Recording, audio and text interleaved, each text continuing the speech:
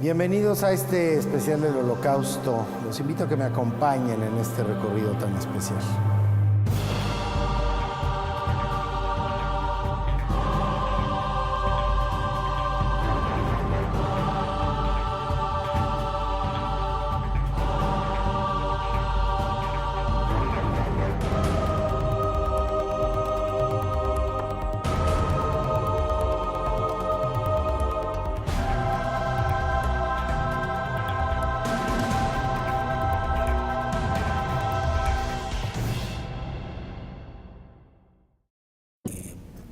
Padre, mi mamá tenían una familia muy larga. Mi padre tenía 11 hermanos, solo se salvó uno más además de él. Todos fueron asesinados por los nazis. La visión de los vencidos, cómo vive Alemania este proceso, hoy en día es un ejemplo de respeto a los derechos humanos, cómo asume el pueblo alemán las culpas históricas y se convierte en un fehaciente defensor no solamente del Estado de Israel, sino de los derechos humanos, cómo asume culpas propias, cómo reeduca hoy en día a la población en un país donde negar el Holocausto constituye un delito que es penado por la ley. De eso y más, y del rol que ha jugado en esta nueva configuración mundial el pueblo alemán, pudimos discutir con el embajador de Alemania en México, Edmund Dockwitz.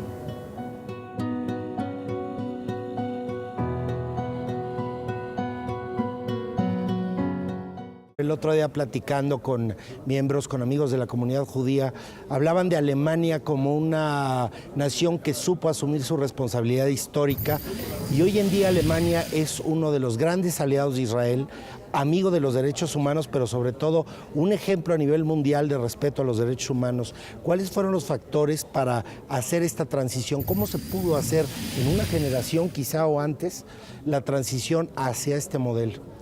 Pienso que al fin de la Segunda Guerra Mundial, la población alemana fue confrontada con esta situación en una manera tan brutal que, y también en la cooperación con los aliados en la guerra que ganaron contra Alemania, todo esto ha impresionado en una manera tan grande a los alemanes, que ellos han dicho, nunca tiene que repetirse, tenemos que hacer todo posible para cambiarnos, tenemos un sistema del Estado de Derecho, tenemos que tener un sistema democrático y tenemos que hacer todo posible para nunca tener más crímenes contra la humanidad como lo teníamos entre los años 1933 hasta 1945. Y esta es una convicción que vive en la mentalidad de todos los alemanes. Y felizmente, como he dicho, después de la guerra teníamos el apoyo de los aliados y no solamente bajo el aspecto político, democrático, también bajo el aspecto económico, social, y todo esto seguro ha contribuido a esta posición que tenemos y que hemos desarrollado después de la Segunda Guerra Mundial. ¿Qué decirles, en cambio, a las personas que nos escuchan aquí en México, en otros sitios, que muchas veces dicen, bueno, el Holocausto es algo que sucedió hace 70 años, ¿en qué me afecta? Bueno, yo nací después de la guerra, entonces, mi familia felizmente no tenía relaciones estrechas con los nacionalsocialistas. Un tío mío contribuyó al rescate de miles de judíos de Dinamarca, entonces felizmente mi familia no tenía, no fue involucrada en esto, pero esto no importa. El punto importante es que todos los alemanes, por siempre, son confrontados con este tiempo oscuro en nuestra historia. Y tenemos que hacer todo para educar a los jóvenes, para presentar a ellos siempre los aspectos de este tiempo, tenemos que asegurar que esta información continúa a vivir también en la memoria, no solamente de la gente quienes vivieron en este tiempo, pero también en nuestra generación y las futuras generaciones.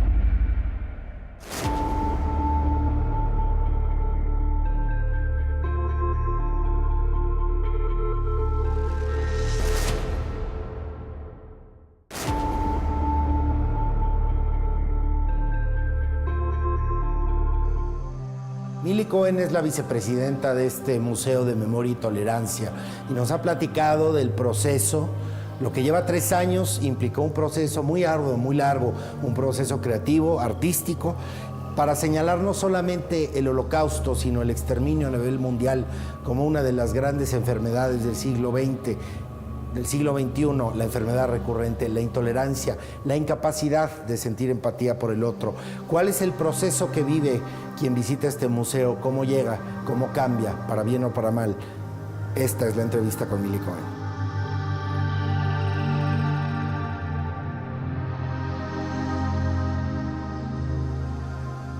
Este Museo de Memoria y Tolerancia lleva 3 años, pero ha implicado un proceso de más de 15 años. Cuéntame cómo empieza este proceso y qué te hace asumir esta bandera de crear esto. Bueno, la idea se gesta en mi mente y en la de mi socia, que se llama Sharon Saga, de forma separada. Curiosamente, cada una lo pensó por su lado, no nos conocíamos. Puedo hablar en lo personal, qué es lo que motivó esta idea de hacer el museo. Desde chica siempre me han motivado todos los temas de derechos humanos, todos los temas de injusticia, de cómo poder crear una sociedad más activa, más comprometida, más empática con lo que sucede alrededor. El Holocausto fue el primer genocidio que tuve cerca para estudiar y de ahí que me impactó muchísimo toda la historia. De ahí siempre se fue gestando esta idea de poder transmitir las injusticias, no nada más del pasado, sino del presente, para poder generar esa conciencia. Pero el día que se destapó ya toda la idea del museo fue en el año 1994, en donde tuve mi primer hijo.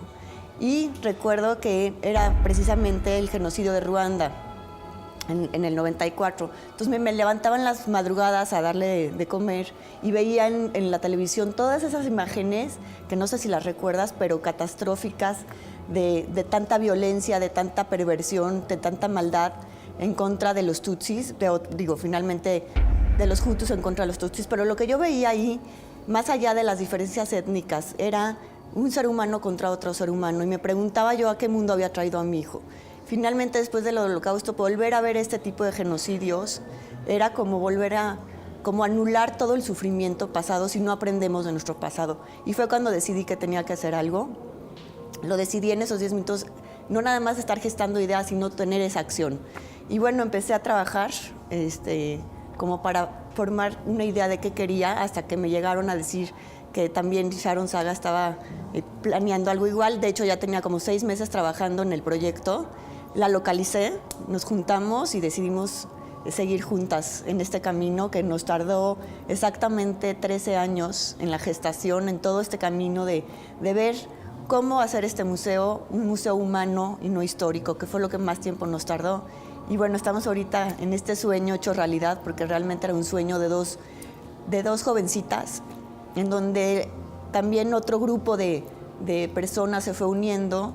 Quiero decir que se contagió esta idea de tener en México un museo que nos hablara del genocidio, pero para aprender sobre lo que es las consecuencias de la violencia, de la intolerancia, del prejuicio que sí tenemos en México, y para dar un paso hacia adelante en toda la sala de tolerancia, de cómo apreciar la diversidad, etcétera. Pero pues fueron 13 años de un largo, largo camino, en donde se unieron los arquitectos, en donde se unieron gestores, todos de forma voluntaria. La misión del Museo Última es provocar una acción social, es provocar que hagamos algo, porque de nada sirve la reflexión sin la acción. Entonces, toda la parte creativa es cómo transformar el dolor en aprendizaje. Entonces, al final se convertía en una parte muy esperanzadora, en una parte en donde podemos cambiar la conciencia de la gente que nos visita. Por cierto, ya llevamos 1 millón de visitantes en tan solo 3 años y estoy segura por los mensajes que nos dejan, por los escritos, que sí podemos hacer ese cambio de chip, ese cambio de pensar. Siempre he dicho yo que no somos espectadores de la historia, somos actores de ella. Entonces, estamos implicados en cada decisión que tomamos, desde cómo tratamos a la persona que está al lado. Todo el tiempo estamos enfrentándonos a decisiones éticas, aunque no lo podamos ver. Entonces, me desvío un poco. El proceso creativo de cómo transformar el dolor en esperanza, de cómo transformar el dolor en enseñanza y en reflexión.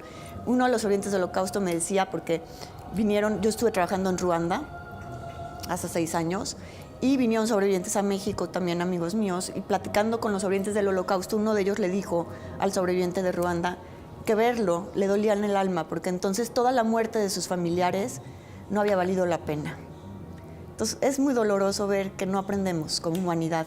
Y el museo lo que quiere, más allá de este proceso creativo en donde te decía, más allá de la parte arquitectónica, que me parece que es una belleza, la parte de contenido histórico, hay una parte humana en donde hablamos de seres humanos. Este museo lo que quería era hacer una biopsia de la humanidad, porque seguimos siendo los mismos seres humanos.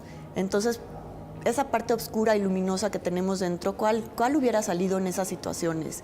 Y es lo que se les pregunta aquí en el recorrido, que vean hacia adentro de ellos, no nada más esto como algo ajeno.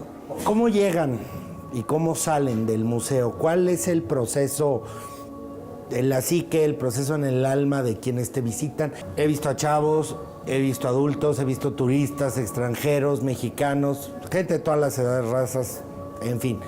¿Cómo llegan y cómo salen del museo? ¿Cuál es el proceso en la psique, el proceso en el alma de quienes te visitan? ¿Qué te han dicho?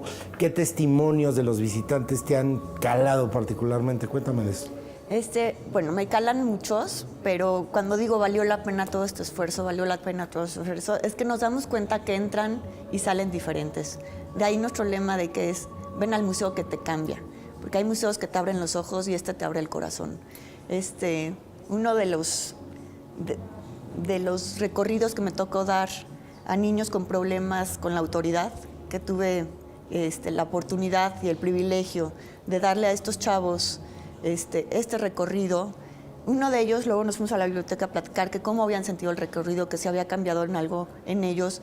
Obviamente es una minoría, estos chavos de escasos recursos que están rodeados de violencia en este país, incomprendidos muchas veces, no justificados, pero sí abrirles este espacio de reflexión. Y uno de ellos había dicho que él estaba muy enojado con la vida, con sus papás, con la sociedad, con el país, por la situación en la que le había tocado vivir. Pero viendo todo lo que había sufrido otras personas y ver cómo se recuperaron y tuvieron vidas de bien, hicieron familias, todos los sobrevivientes de los genocidios, le había hecho pensar que no había sido tan desafortunado y que no tenía ninguna justificación para seguir en el camino de la violencia. Entonces, que para él había sido muy significativo este museo y que se dio cuenta que tenía todas las herramientas para salir adelante. ¿Cómo se enriquece un museo como este que ya lleva 3 años? ¿Qué le aportas todos los días nuevo? Porque finalmente ya está, físicamente ya está.